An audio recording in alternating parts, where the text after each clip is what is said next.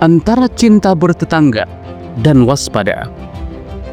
Suatu siang, di tengah kilatan kamera dan senyuman diplomasi yang dikurasi, Presiden Prabowo Subianto berdiri berdampingan dengan Perdana Menteri Tiongkok Li Qiang. Di atas meja, pena-pena emas bergerak perlahan menandatangani 12 nota kesepahaman. Jakarta bergetar lirik, bukan oleh gempa, tapi oleh janji-janji yang dituangkan dalam bahasa kerjasama, ekonomi, durian, media, investasi, mata uang, dan pengobatan tradisional. Saya menyaksikannya dari gawai saya. Tak terduga, pikiran saya melompat ke Timur Tengah ketika Muhammad bin Salman menyambut Donald Trump di Riyadh Mei ini. Parade kuda, pedang yang menarik, dan jamuan penuh makna geopolitik. Sambutan yang bukan hanya soal keramahan, tapi tentang menegaskan posisi dalam peta kuasa dunia. Apakah Prabowo sedang menari dalam tarian diplomatik yang sama? Apakah senyuman dan sambutan megah itu adalah sinyal bahwa Indonesia ingin bermain di level yang baru? Saya tidak menuduh, saya hanya mengajak tafsir. Karena di balik setiap MOU terselip ayat-ayat tak tertulis yang menuntut pembacaan dengan mata hati. Simbol yang bersuara dari Riyadh ke Jakarta. Sambutan megah Prabowo kepada Li Qiang adalah simbol. Dan simbol dalam dunia politik adalah bahasa lain dari niat. Dulu, Bung Karno menyambut Asia Afrika dengan semangat perlawanan terhadap kolonialisme. Kini Prabowo menyambut Tiongkok dengan semangat kerjasama. Tapi harapannya bukan dengan semangat menyerahkan. Kita ini bangsa besar, tapi terlalu sering sejarah memperlihatkan bahwa kita suka menyambut dengan terlalu terbuka. Lalu kaget ketika ruang tamu kita berubah jadi ruang rapat milik tamu. Simbol sambutan itu baik, asalkan disertai dengan kemampuan mengatur rumah sendiri. Tapi saya jadi ingat pesan nenek saya. Nak, kalau tamu datang bawa makanan banyak, jangan langsung disikat. Tanya dulu, itu makanan ada utangnya apa enggak? Bangsa ini sedang gemar mematri harapan pada perjanjian, pada janji, pada skema kerjasama yang penuh istilah asing. Ada local currency transaction framework, ada two countries twin path, ada siraman ekonomi dari Fujian ke Batak, dari Nanning ke Kendari, dan kita menyambutnya dengan tangan terbuka. Wajar. Siapa yang tak tergiur jika ada mitra besar datang membawa proposal investasi, ekspor durian, pengobatan tradisional, dan penguatan media? Tapi kalau kata kakek saya, hati-hati, kadang tangannya menggenggam erat. Itu bukan karena cinta, tapi karena ingin memastikan kita tak bisa kemana-mana. Saya percaya pada kerjasama, tapi saya juga percaya bahwa dalam setiap kerjasama, yang harus dijaga pertama-tama bukan mitra, melainkan kedaulatan. Sebab ketika kita bicara tentang penguatan industri dan rantai pasok dengan Tiongkok, yang harus kita pastikan adalah Indonesia ini jadi bagian dari rantai yang berkuasa atau hanya jadi mata rantai yang gampang diputus saat harga berubah. Two countries twin path terdengar seperti taman bermain geopolitik. Kita diminta membuka lahan, membangun infrastruktur, dan mengundang industri mereka masuk. Tapi kalau nanti hasil akhirnya adalah tanah kita berubah jadi kawasan asik dengan plang nama Mandarin, dan masyarakat lokal hanya jadi buruh di tanahnya sendiri, bukankah itu berarti kita sedang memberi rumah kita lengkap dengan dapurnya untuk dimasak oleh orang lain? Ada nota kesepahaman tentang transaksi bilateral pakai mata uang lokal. Ini terdengar keren dan patriotik. Kita tak perlu dolar, cukup yuan dan rupiah. Tapi saya bertanya, apakah sistem keuangan kita cukup tahan untuk itu? Apakah infrastruktur moneter kita siap menghadapi fluktuasi jika satu hari yuan dikendalikan terlalu ketat oleh Beijing? Kalau mata uang adalah darah dalam tubuh ekonomi, maka kita harus tahu siapa yang pegang pompa, siapa yang pegang selang, dan siapa yang pegang katup tekanan. Sebab salah-salah kita malah dikendalikan lewat denyut ekonomi yang tak kita sadari. Saya ikut senang mendengar ekspor durian beku kita ke Tiongkok.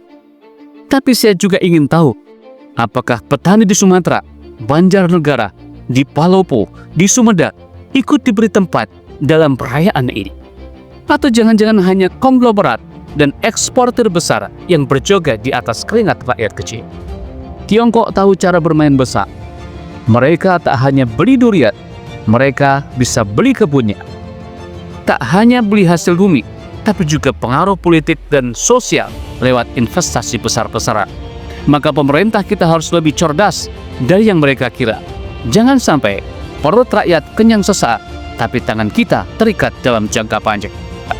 Antara dan Xinhua saling tukar berita. Lalu apa?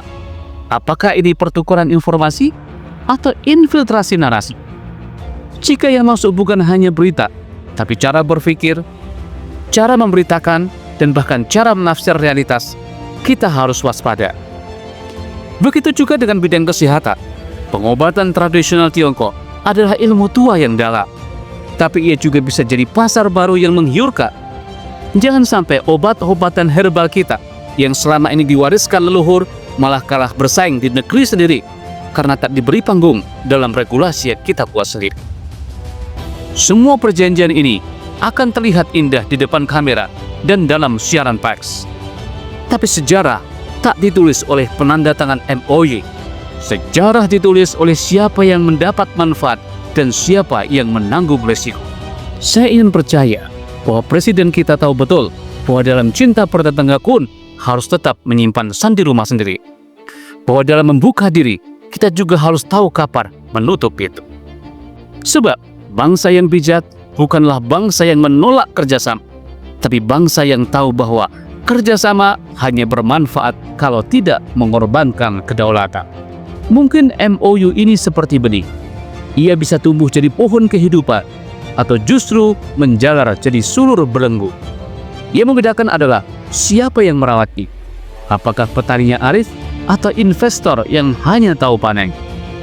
Saya ingin Indonesia berjalan ke masa depan dengan kepala tegak, bukan dengan leher dicerat. Saya ingin kita berjabat tangan, bukan menjabat pergelangan karena diikat manis oleh janji-janji diplomatik. Dan pada akhirnya, jangan pernah takut berteman dengan kekuatan besar.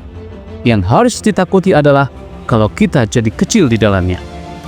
Saya bukan anti kerjasama, tapi saya juga percaya bahwa cinta pada bangsa ini harus diiringi dengan waspada pada jebakan halus. Tiongkok adalah kekuatan global yang tak datang membawa senjata, tapi membawa data, jalan tol, pelabuhan, uang murah, dan proposal yang tampak ramah. Kerjasama ekonomi bisa jadi jalan ke kemakmuran, tapi bisa juga menjadi jalan pintas menuju ketergantungan. Dan ketergantungan hari ini tak terasa seperti penjajahan.